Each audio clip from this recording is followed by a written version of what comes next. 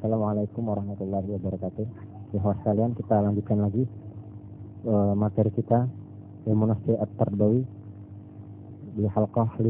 Insyaallah ini akan sampaikan sampai dengan halqah yang ke-10 ya, supaya bisa lebih cepat. Karena memang 5 sampai 10 ini agak sedikit berhubungan. Ada sekitar 2 atau 3 pembahasan yang bisa kita saling menghubungkan. Sebelum kita lanjutkan, Anda ingin memberikan kesimpulan agar bisa mengapresiasi pengetahuan yang di halqah sebelumnya, halqah 3 dan 4 tentang al-majal, ya, tentang al-majalat atau al-majalat di tahdid al-ahdath at-ta'limiyah, tarbiyah at-ta'limiyah, tentang istilah-istilah ketika kita ingin menentukan tujuan pembelajaran yang terangkum dalam satu kata, itu kompetensi atau keahlian. Di mana sana ada 3, yaitu ada ranah kognitif atau domain kognitif, ada juga ranah afektif ya, atau domain afektif, dan ranah psikomotorik atau domain psikomotorik ya, kognitif domain, affective domain, and psychomotoric domain. Ranah kognitif atau al-majal al-ma'rifi adalah kompetensi yang berkaitan dengan knowledge, dengan pengetahuan. Maka di sana Benjamin S. Bloom dalam bukunya Taxonomy of Educational Objective Affective Domain dan sebagainya, Taxonomy of the Cognitive Domain, membuat 6 ya, bukan membuat, setelah dia melakukan penelitian maka dia menyimpulkan ada 6 ranah kognitif yang harus mesti dilalui seorang siswa atau peserta didik, bahkan harus dimiliki ya, untuk ranah kognitif ini ya, dalam ranah yang sifatnya pengetahuan ya. Ada 6. Yang pertama adalah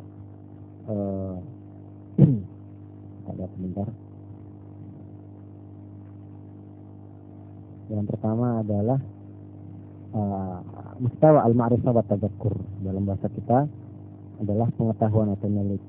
Yang kedua adalah al-isti'ab wal faham, yaitu pemahaman. Yang ketiga adalah tatbiq, yaitu penerapan. Yang keempat adalah tahlil, yaitu analisis, menguraikan. Yang kelima adalah at-tartib, yaitu sintesis. Yang keenam adalah at-taqwim, yaitu evaluasi. Supaya kita bisa sambung ya, untuk ke materi di halqah 5 dan 6, atau bahkan barangkali bisa memberikan antum pemahaman yang mudah di membaca muqarrar ini dengan mudah. Ana langsung sampaikan ya. Kalau tadi ada 3 ranah kognitif, afektif, dan psikomotorik. Kognitif ada 6 tahapan, ada 6 mustawayat ya. Di ranah afektif di sana ada 5 ya, ada 5 mustawayat, ada 5 tahapan untuk merumuskan tujuan pembelajaran afektif. Afektif dalam bahasa kita atau dalam bahasa Arab adalah al-majal al-infi'ali, atau biasa al-majal al-wujdani, biasanya disebut juga al-majal al-wujdani atau al-majal al-infi'ali, afektif domain. Di sana ada 5 mustawayat. Ada 5 mustawayat. Yang pertama adalah penerimaan. Ini singkat saja, bisa antum tulis. Yang pertama dalam ranah afektif adalah tingkatan yang pertama, yaitu yang pertama penerimaan, yang kedua partisipasi, yang ketiga penilaian, yang keempat pengorganisasian, dan yang kelima adalah pembentukan pola hidup ya. Maksudnya begini, domain afektif itu maksudnya ada 5 ya. Penerimaan atau menerima. Yang kedua adalah menjawab, berpartisipasi atau berpartisipasi untuk menjawab setiap pengetahuan yang ditanyakan. Kemudian yang ketiga adalah menilai atau penilaian. Yang keempat lagi adalah organisasi atau mampu mengorganisasikan ilmu yang dia miliki, kognitif yang sudah dia miliki. Dan yang terakhir, yang kelima adalah pembentukan pola hidup atau maksudnya memberikan sifat atau karakter pada dirinya sendiri dari kognitif yang sudah dia miliki.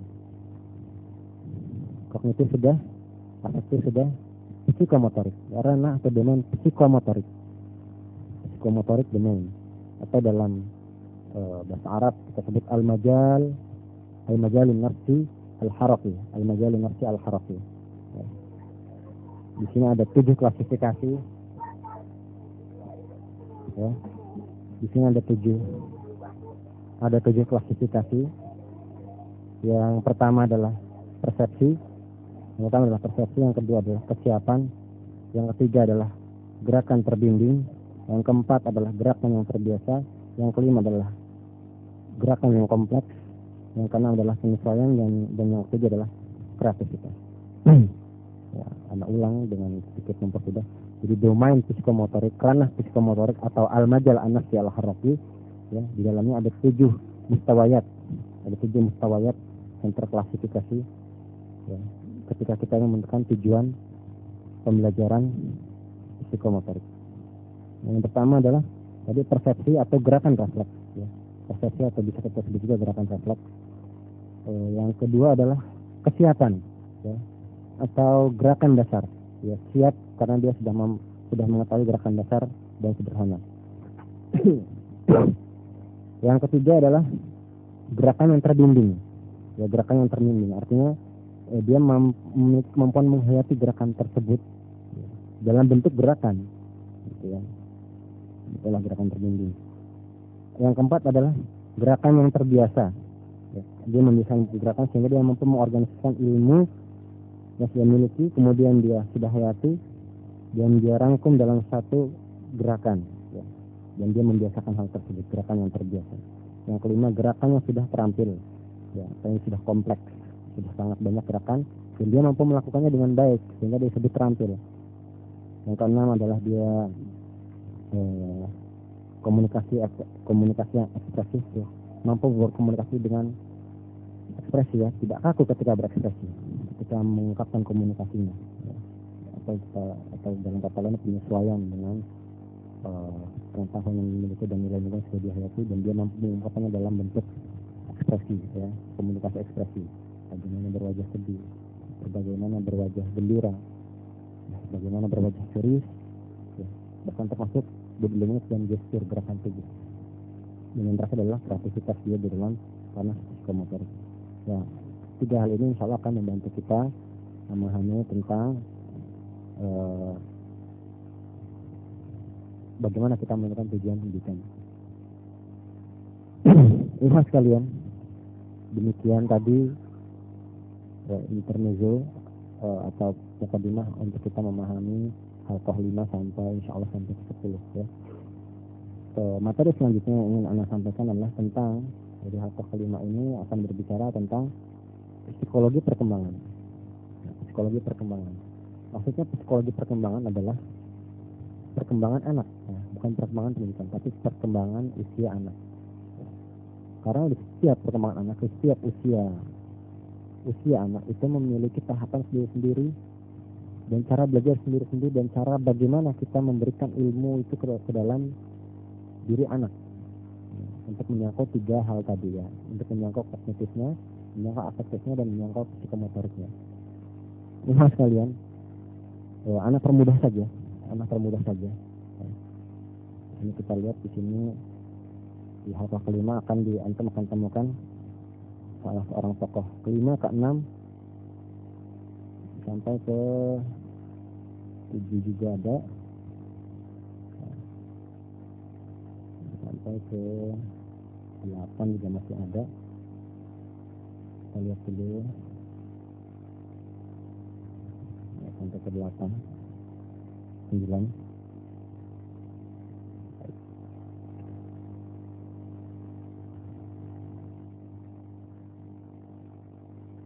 Iya, kalian ingin Anda sampaikan tentang psikologi perkembangan, ya, di mana di sini pelopornya adalah orang tokoh yang bernama Jean Piaget. Di dalam tulisan Latin adalah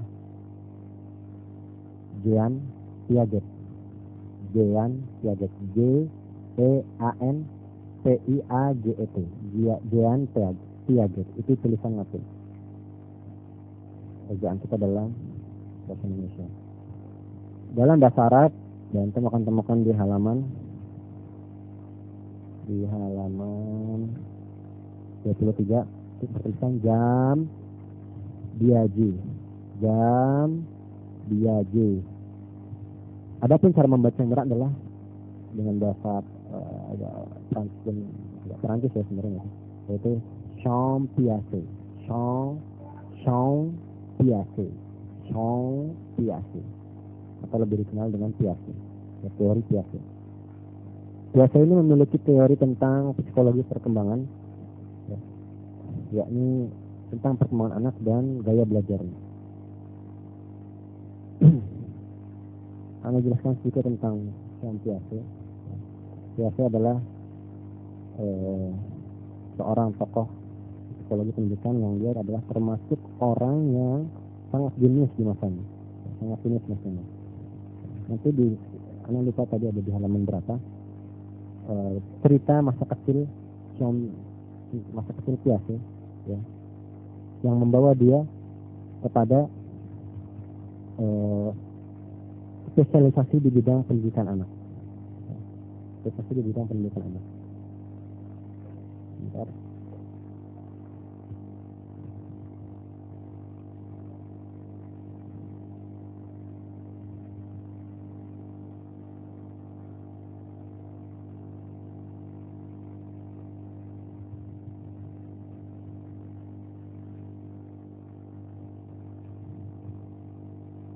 Ya.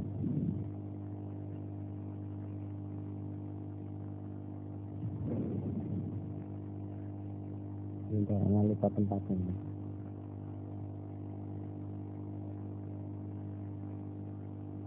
Ayo, ini dia.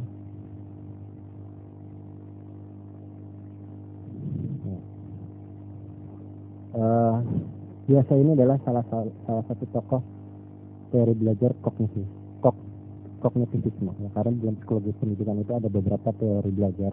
Ya, ada teori behavioristik, ada teori kognitivistik, ada juga teori humanistik, dan yang terbaru adalah teori konstruktivisme.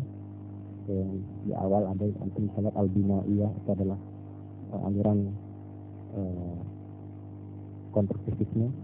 Ya, dan semua ini pada dasarnya sebenarnya berangkat dari satu aliran yang kita sebut fungsional, ya. Fungsional, al-madrasah al-wazifiyah atau aliran fungsional.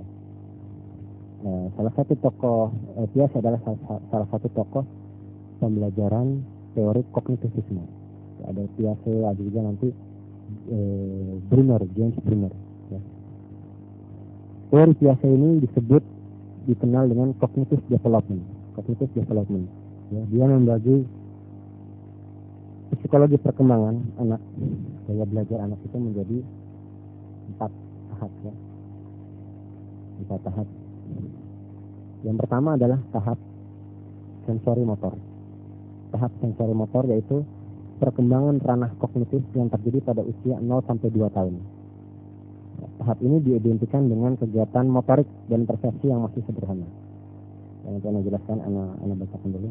Kemudian tahap yang kedua menurut Piaget adalah tahap pra-operasional, yaitu perkembangan ranah kognitif yang terjadi pada usia 2 sampai 7 tahun. Dan tahap ini diidentikan dengan anak itu mulai menggunakan simbol-simbol atau tanda bahasa, dan telah dapat memperoleh pengetahuan berdasarkan pada kesan yang agak abstrak, ya, berpikir abstrak atau abstrak thinking. Kemudian yang ketiga adalah tahap konkret operasional, ya, terjadi pada usia 7 sampai 11 tahun. Ya. Tahap ini biasanya anak itu sudah mulai menggunakan aturan-aturan yang jelas dan logis. Ya, anak sudah tidak memusatkan diri pada karakteristik yang perseptual pasif, yang tidak pasif. Gitu. Dan yang keempat adalah tahap operasional. Tahap operasional maksudnya adalah tahap di mana anak perkembangan ranah kognitifnya terjadi pada usia 11 sampai 15 tahun. Ya.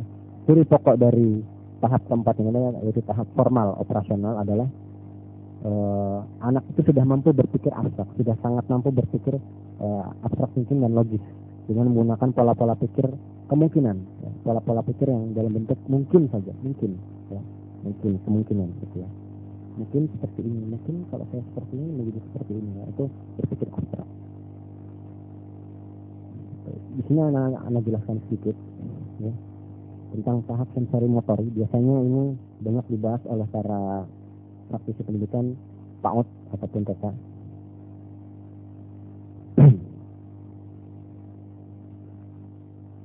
Tahap sensori motorik ya.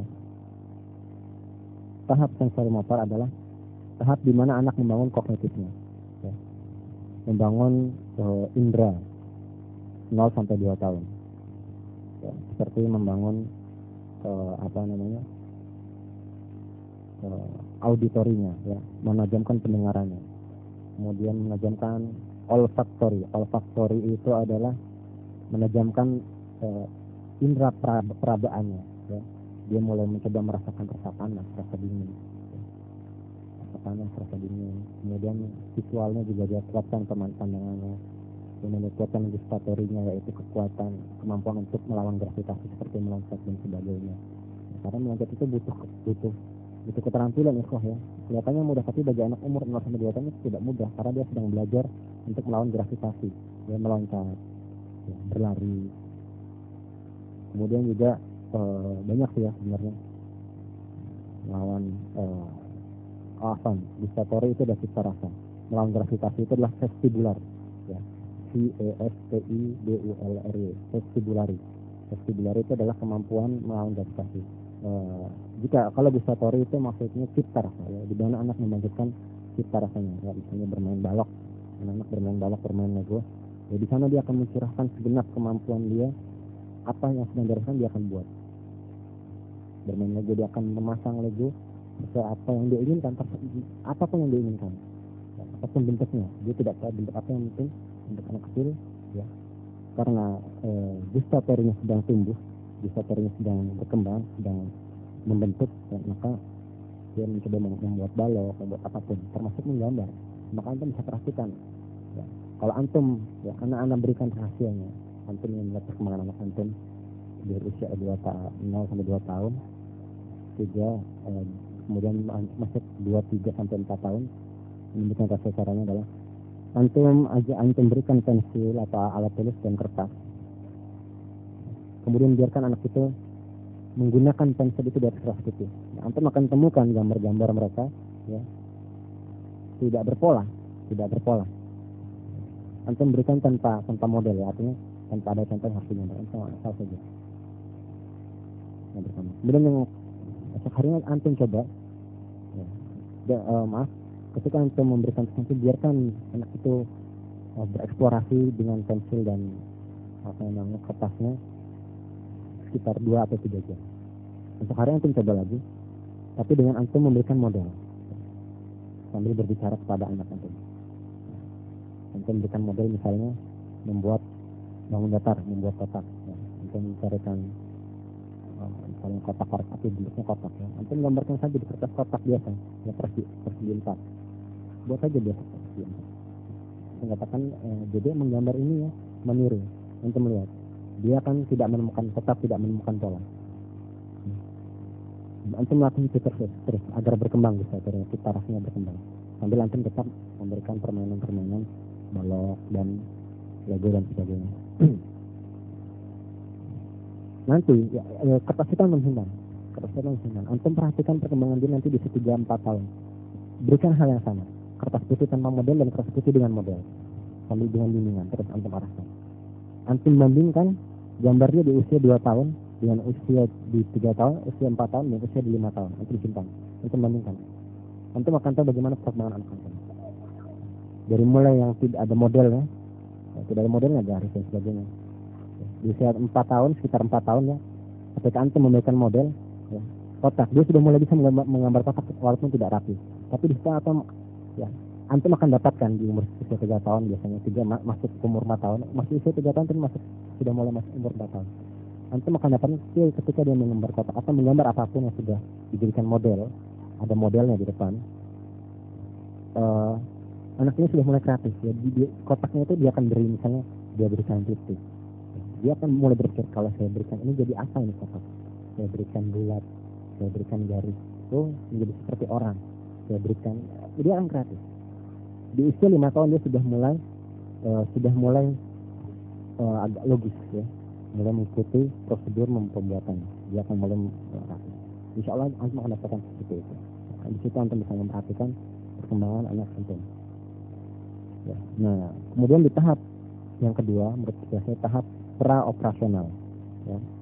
Tahap pra-operasional yaitu tahap di mana anak-anak membangun kemampuan simbol dan bahasa 2-7 tahun. Ya. Di sini banyak sekali. Ya. Anak-anak sebenarnya punya presentasi anak ketika anak memberikan presentasi tentang teori Piaget di sekolah anak. Ketika itu sedang sosialisasi kurikulum di sekolah yang sekarang sedang anak pegang. Piramid, ya, pyramid of learning, ya, pyramid of learning karena anak buat bagaimana tahapan perkembangan anak dari usia dini sampai 7 tahun. Intinya adalah anak usia 0 sampai 6 tahun adalah usia bermain. Maka ini menurut ilmu yang anak miliki dan beberapa teman-teman yang teman-teman psikolog, ketika anak usia bermain 0 sampai 6 tahun itu digali di dalam otaknya ilmu yang sebenarnya belum waktunya dia miliki, makanya terjadi seperti di hal sebelumnya anak katakan, kognitifnya penuh, afektifnya punya, tetapi tidak mampu terlibat. Jadi tidak mampu menerapkan, tidak mampu mengembangkan psikomotoriknya. Kognitifnya penuh di kepala. Afektifnya dia sedikit banyak sudah bisa menghayati, tetapi sekali lagi psikomotoriknya dia tidak mampu terlibat. Dan ini sudah terbukti. Anak-anak membutuhkan sendiri di tempat sekolah anak. Ketika kita membuat satu PPK, penelitian tindakan kelas seperti itu, anak yang sekolah TK-nya tidak berasal dari TK kami, ya, dari TK luar, maka ketika masuk di SD kami, ya, anak ini adalah menjadi seorang komentator. Ya. Apapun yang katakan gurunya, dia selalu berkomentar karena dia punya banyak ilmu. Dia mampu menghayati komentar dan mampu memberikan opini-opini. Ya. Tetapi ketika kami berikan tugas, portofolio misalnya, ya, tugas untuk misalnya pelajaran IPA, ya, tugas untuk membuat tanah liat misalnya, pelajaran IPA, atau menggunting, dia tidak bisa. Dia bisa menggunting, tapi tidak berpola, ya, berantakan. Atau ada juga yang dia tidak berani menyentuh gunting, ya, karena yang dia tahu di dalam kognitifnya dia dan afektifnya dia, gunting itu berbahaya. Kalaupun dia berani, dia akan sangat lambat. Ya, dia akan sangat lambat menggunting kertas. Ya, karena dia khawatir menantangnya. Berbeda dengan anak yang dari sekolah kami yang memang dari TK-nya, kami berikan banyak permainan, di mana permainan itu adalah sarana dia belajar membangun konsep gaya belajarnya. Jadi ketika usia 7 tahun anak itu sudah waktunya siap belajar, dia akan mampu menyerap ilmu apa saja dengan melejit. Memang di usia 2-6 tahun masih ada yang belum bisa baca. Masih banyak tulisan anak-anak yang belum bisa menulis, ya. Akan tetapi memang target kita tidak itu. Target kita bukan kognitif, bukan anak itu mampu membaca, anak itu mampu menulis, tidak. Tapi target kita adalah kemampuan otak berpikir anak sudah terancang, sudah terbangun, dan semua sistem saraf untuk menerima keilmuan itu sudah terbentuk, sehingga di usia 7 tahun dia akan melejit. Ya. Di usia 0-6 tahun dia memang rendah, tapi di usia 7 tahun ketika waktunya dia usia belajar, dia akan melejit cepat dibanding teman-temannya yang sudah pernah belajar kognitif banyak. Dan memang kenyataannya seperti itu. Ya. Anak TK 2 tahun, TKA, TKB misalnya. TKA menghafal A dan sebagainya banyak. TKB juga menghafal. Anak TKB antum tanya pelajaran TKA atau hafalan TKA dia sudah ingat, sudah lupa. Ya. Yang masih diingat adalah pelajaran-pelajaran yang bisa diterapkan, membaca misalnya, berlatih, ya, membuat kreativitas misalnya. Itulah yang mereka mampu terapkan. Karena apa? Karena mereka menerapkan, kognisinya ada, afektifnya ada, ya, dan dia menerapkan, membuat kreativitas. Itu. Tapi sangat disayangkan beberapa TK hanya mengandalkan kognitif dan afektif dan menganggap ketika anak itu kognitifnya sangat baik dan punya kepribadian yang baik, artinya baik misalnya, menurut dia itu sudah cukup. Padahal belum.